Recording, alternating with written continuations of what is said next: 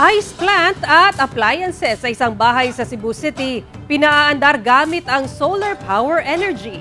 Kung paano, alamin sa ulat ni Alan Domingo ng GMA Regional TV Balitang Bisdak.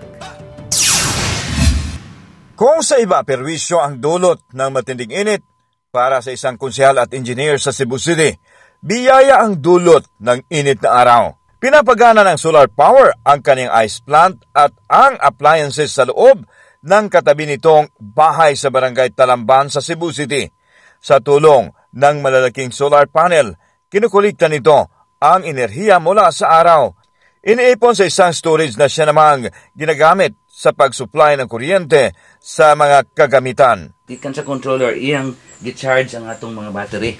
So gi-charge because ang kaning power na sa battery nato mo ni gamito nato inig ka gabi. Ipinakita ni Archibald ang mga makinarya sa ice plant na ginagamitan ng solar power. Kahit na umabot sa 1.2 million pesos ang kanyang nagastos, subalit matagal naman niya itong mapapakinabangan. Sa loob ng kanyang bahay, makikita ang dome na nasa sentro at ito ang direktang nagbibigay liwanag sa buong bahay. Sa tulong ng solar power, malaki ang natitipid niya sa kanyang secondary commercial power source.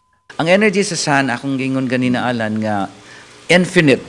Renewable, di gyud mahurot. So, well, of course, usa ka engineer, ako ginanggi paninuha nga ma-prove nako sa mga katawhan nga ang energy sa sun magamit nato. Ang wastewater na nagmumula sa mga solar-powered na kagamitan ay nagagamit rin sa pagdililig sa mga puno at halaman sa paligid ng bahay. Sa ngayon, itinuturo na rin ng konsehal ang paggamit ng solar power sa matanggapan ng Cebu City Hall. Mula sa GMA Regional TV Balitang Bisdak, Alan Domingo, nagbabalita para sa GMA Integrated News.